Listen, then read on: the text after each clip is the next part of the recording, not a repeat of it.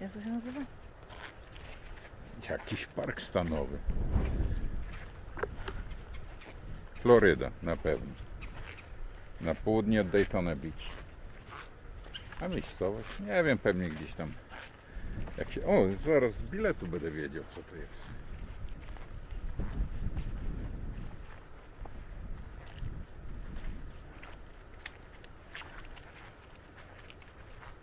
Takie długo... Jonathan Dickinson State Park.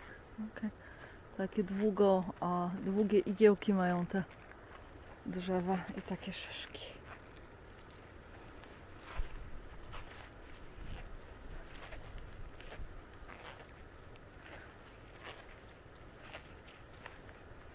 Woda brązowa z jakiejś pogody.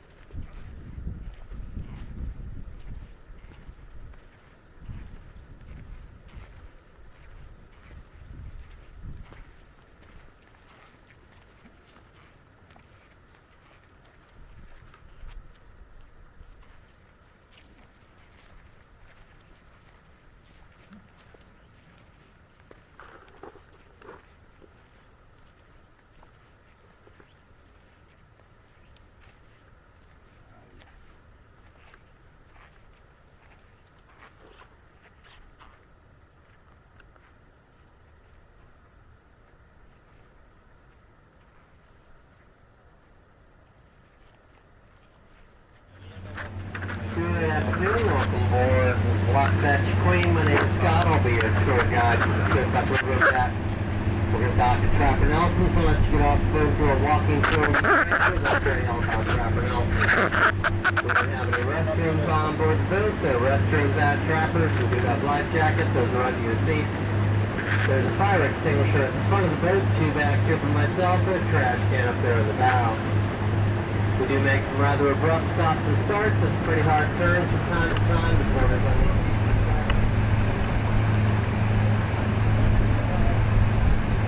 The pine trees way up ahead of us are called slash pine. They only grow here in Florida and they only grow on high ground. The early settlers used these almost exclusively in their building.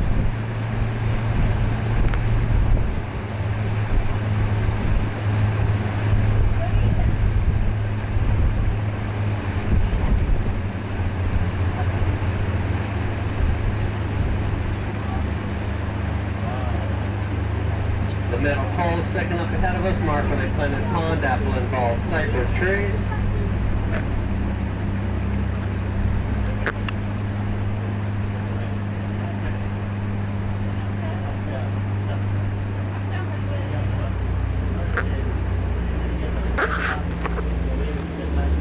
The palm trees on your right are sable palms. They are the Florida state tree, one of only two native palms in this area.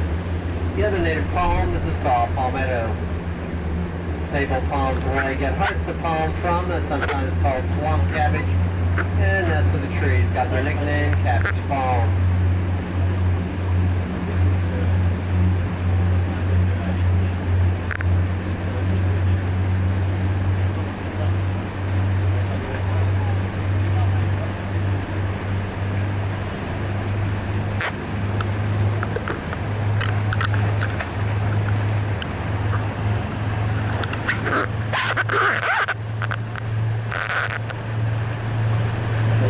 Bushes or trees up ahead of us are mangrove trees. These are all pretty much red mangrove trees along the river. They thrive in salt water. They live around the ocean.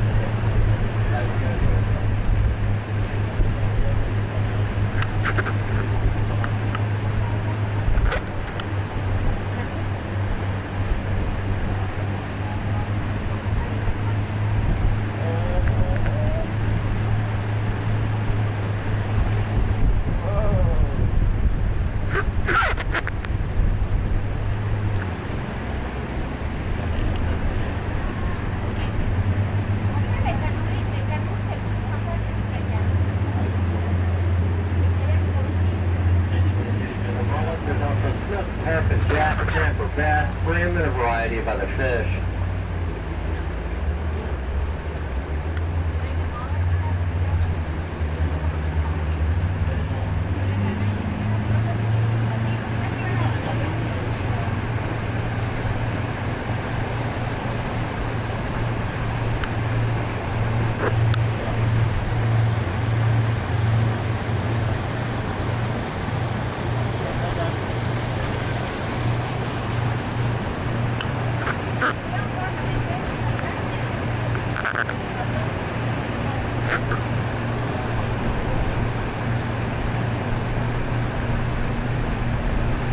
Large ferns up here on your right are leather ferns. They are one of Florida's largest ferns that grow in both fresh and salt water. The trees up ahead on your right with the Spanish moss are bald cypress trees.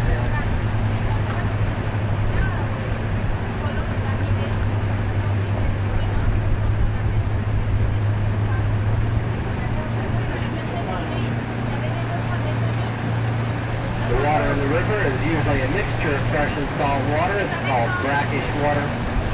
The salinity of the water changes throughout the river, and it depends upon how much rainfall we've had and what the tide is doing.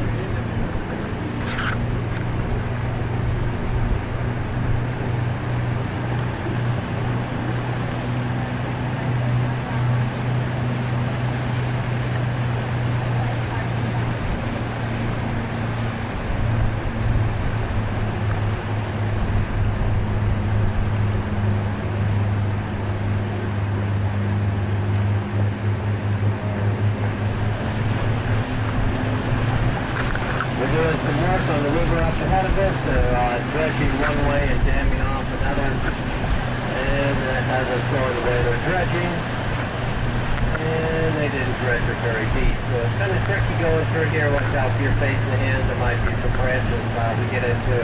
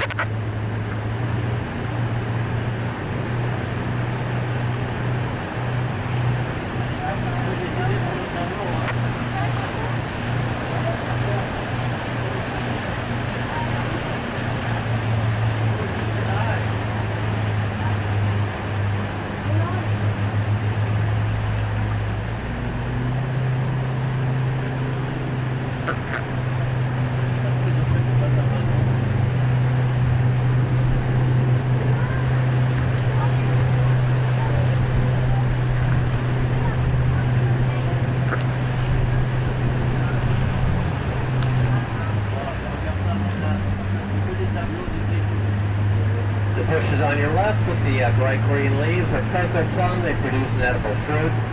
The trees hanging over the water up here on your right are pond apple trees. During the summer, they produce pond apples that start off green and are ripe when they're yellow. The pond apples are also edible but don't taste very good, and the pond apple trees are very freshwater trees.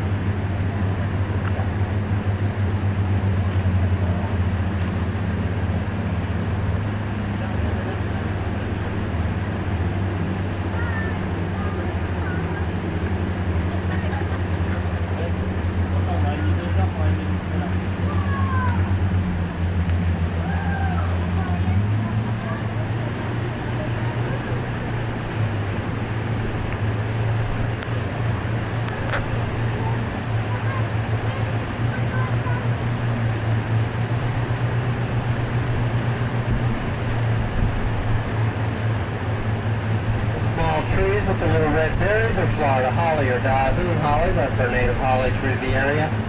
Up ahead on your right is the entrance to another creek. This one's called Cypress Creek.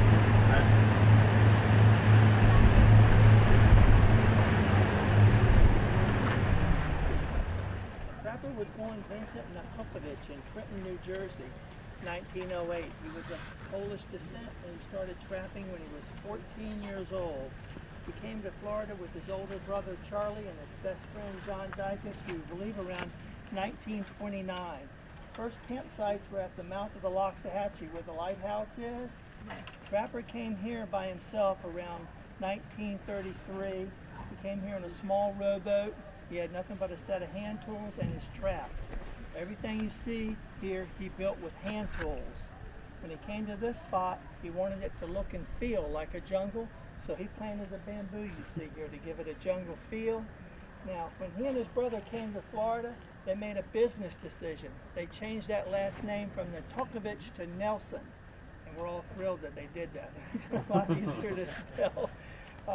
Now, he was a trapper. That's how he initially made his money. And back then, for a raccoon hide, you could get anywhere from 25 cents to $2. You know what they got for a 3-foot gator? 25 cents. Can't make much of that, but a bigger gator, maybe a 7 to 12 foot, could bring anywhere, from $7 to $12 and above. And for one river otter pelt, they got anywhere from $12 to $15. So, and that was at a time when people were making $7 a week if they had a job. So that was a pretty decent income if you were a trapper back then. Follow me up the hill, I'll tell you a little bit more.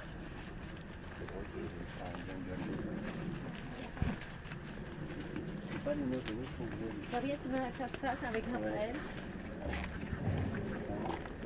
C'est le fait que je ne comprends pas. En fait, non, je n'ai pas fait le sac. Il y a des écrans.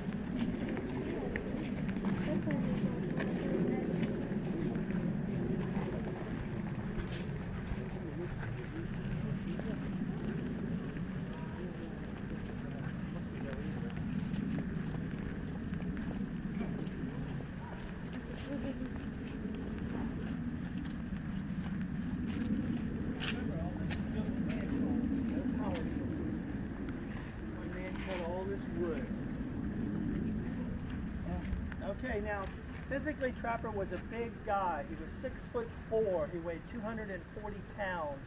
He was a big, good-looking guy. He used to run around here in a pair of shorts, no shirt, and a bandana. And he had a rope swing, and he used to swing out across the river. And this was during the time of the Tarzan movies.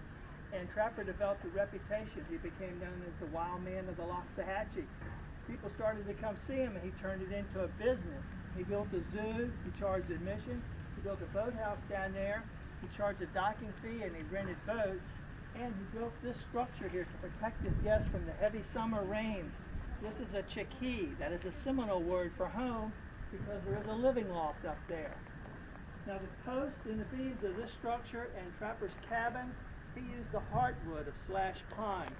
He had to hand cut away over half the tree to get to this heartwood. When it dries, it's so hard that it's termite resistant. It's so dense that you have to drill a pilot hole in it before you can hammer a nail into it. And look at his picnic tables. He put metal tops on them for easy cleaning and a rail on the bottom so one person can move it through that sand. He built fire pits, barbecue pits here. He wanted his guests to spend the day and cook food. Now, Trapper used to let Boy Scouts and Girl Scouts camp out here. At night, he had those two ladders. He would take them out. He'd always put the Girl Scouts down at that end, the Boy Scouts on this end. Then he'd tell them scary stories about all the animals that would get them if they came down. It gets worse. Then he took the ladders away. He just didn't want to babysit them all night. Now, this roof used to be palm thatch, but Trapper found out palm thatch you have to replace every 4 to 5 years, so he switched over to tin. We had to replace it 3 years ago because his tin had rusted through and the wood was starting to rot. Everything you see here is probably 80 to 85% original. And follow me up the hill, before we go into a cabin, I'll show you some photos.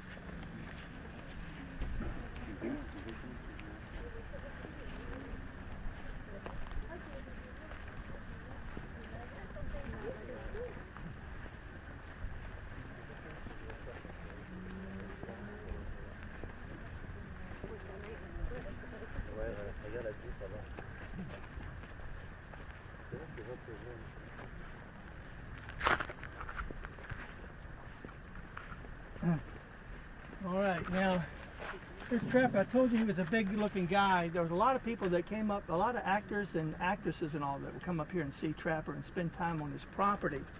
Now this is Trapper when he was a young man wearing that bandana and holding his dog Bozo in his lap. Apparently he liked that name because every dog he had he named Bozo. Here he is holding his pet three-legged alligator that he nicknamed Stumpy. And this is not his wife, that's a niece.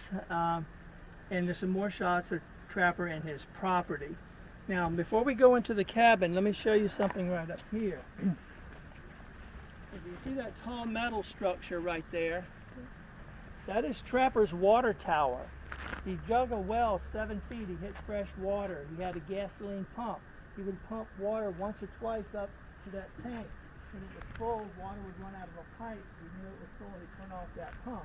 He ran water lines from that tank into this cabin, over into his little cabin, and underground to his zoo. He had a gravity-fed water system. He had a sink, shower, and a commode in both of his cabins. This is a time when a lot of people didn't have indoor plumbing. He never had electricity, and but in his later years, he did add propane for propane lights and a propane refrigerator. So we're going to go inside. We're going to walk into the cabin. First room you're going to go through is Trapper's bedroom.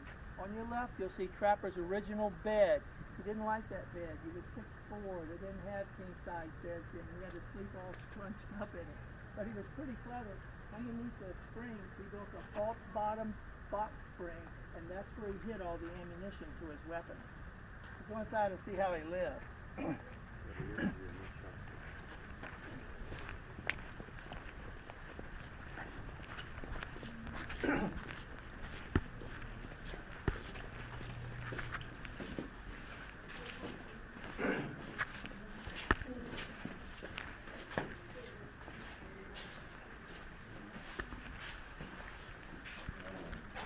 That's his bathroom, if you want to look at that. That's interesting. But he has it, so. Yeah. You have to admit, when people didn't have indoor plumbing, for him to have that was a luxury. Right. The floor you're walking on, Trapper brought up bags of cement, poured this floor himself. All the wood you see here, hand cut by Trapper, no power tools.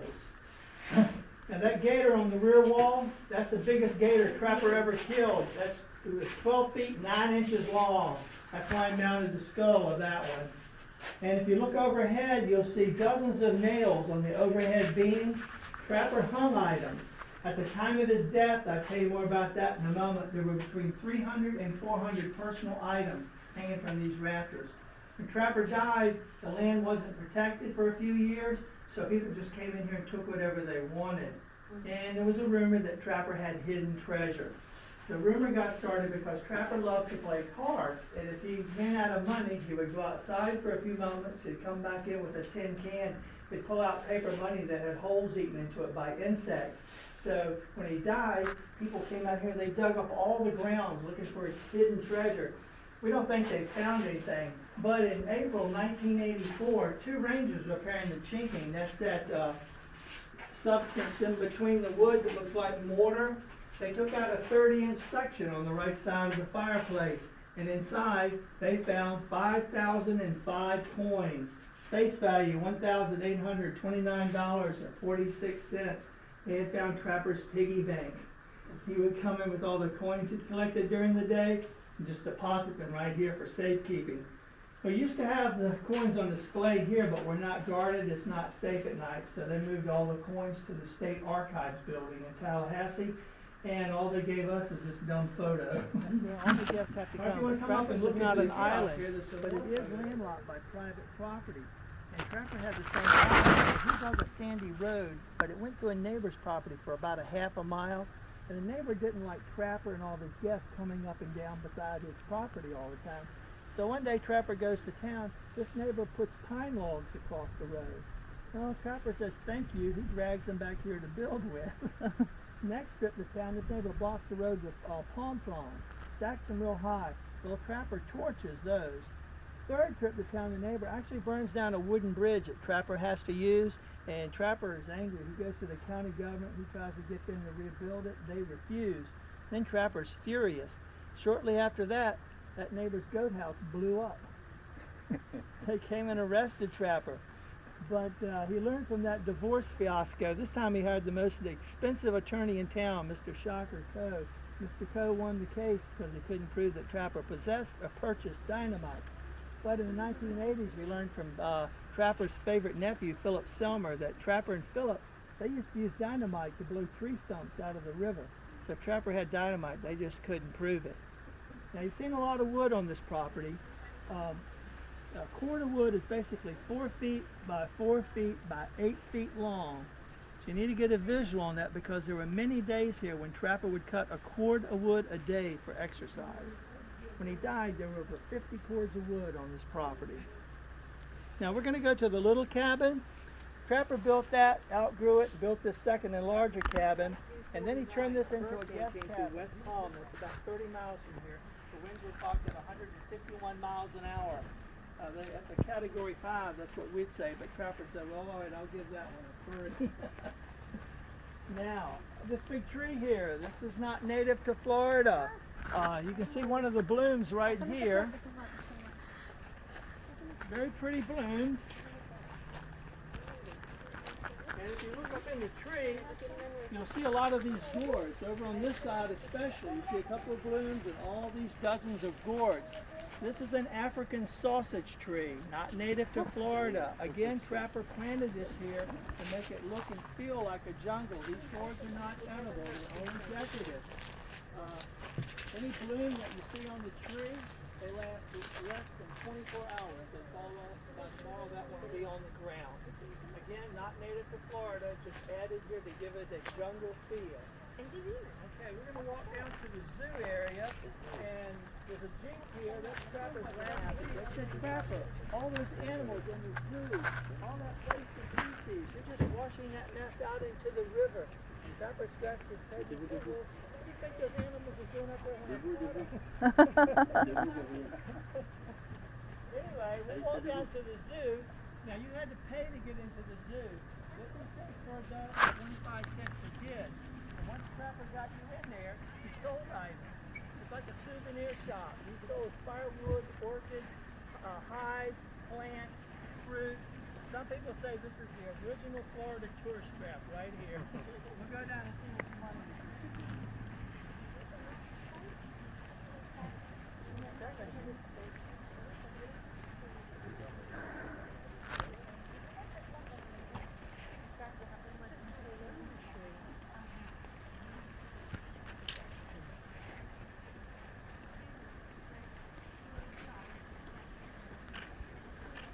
Chodź, idziemy do zoo.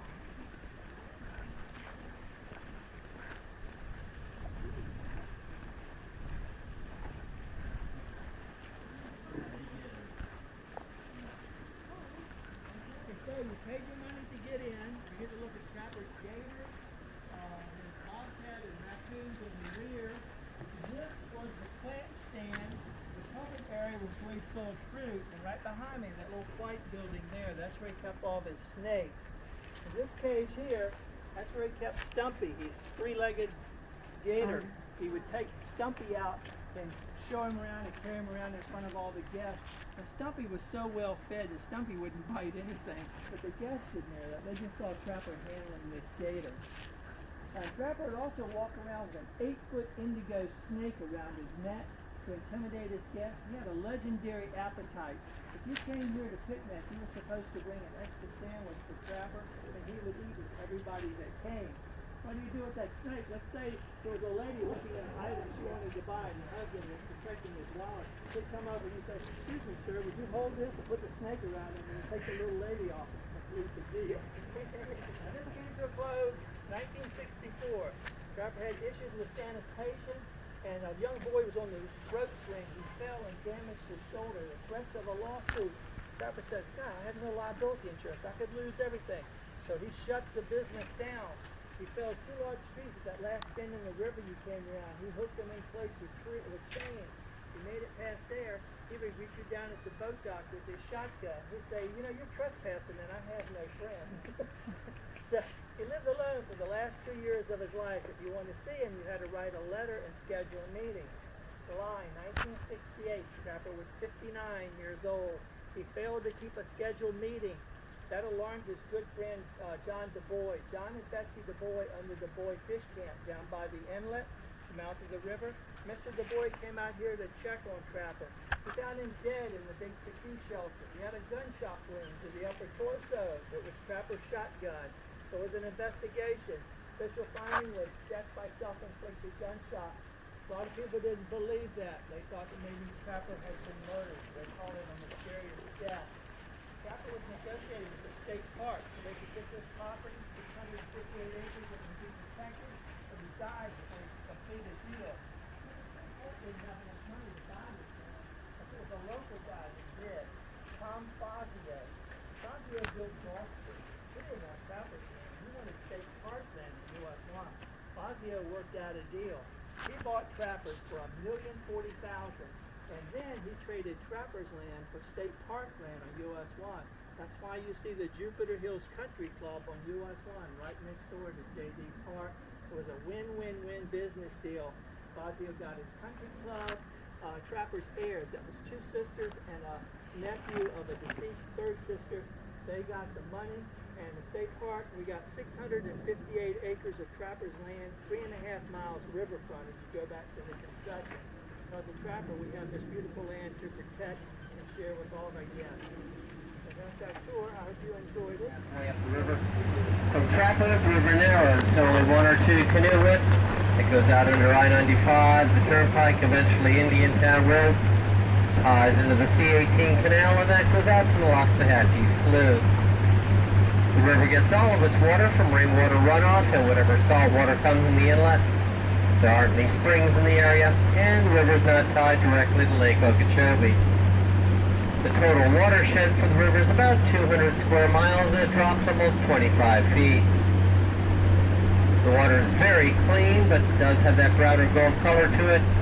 That's caused by tannin that the water picks up from the different roots, tree trunks, and branches that it passes by. The river is home to a wide variety of wildlife. We do get manatees in the river all year round. The canoes and kayaks saw 4 yesterday. They move up and down the river feeding on aquatic vegetation and can be anywhere in the river, even from trip to trip. We have at least a dozen alligators that live between Trapper's and the boat dock, and there's a lot more alligators and bigger ones once you get off the main part of the river. We see a couple different species of turtles. We see both peninsula cooters and Florida soft-shell turtles. At a real low tide, sometimes we'll see otters. We've seen deer swimming across the river and bobcats on the riverbank. There's lots of raccoons in the park. We'll see those sometimes. Then we have quite a few different bird species during the winter months. So you just don't know what you're going to see on the river. Even from trip to trip, it can vary quite a bit.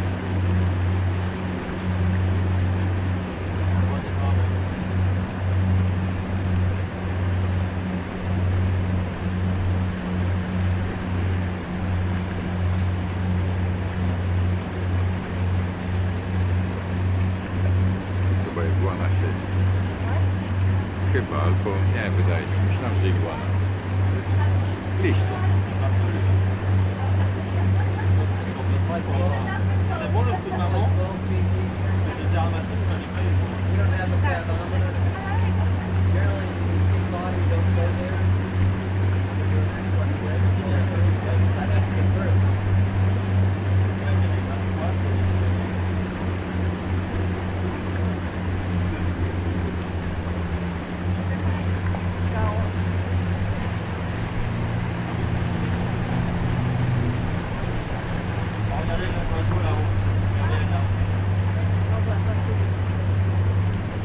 Trzymaj. No chyba nie, zanim się pozbierasz.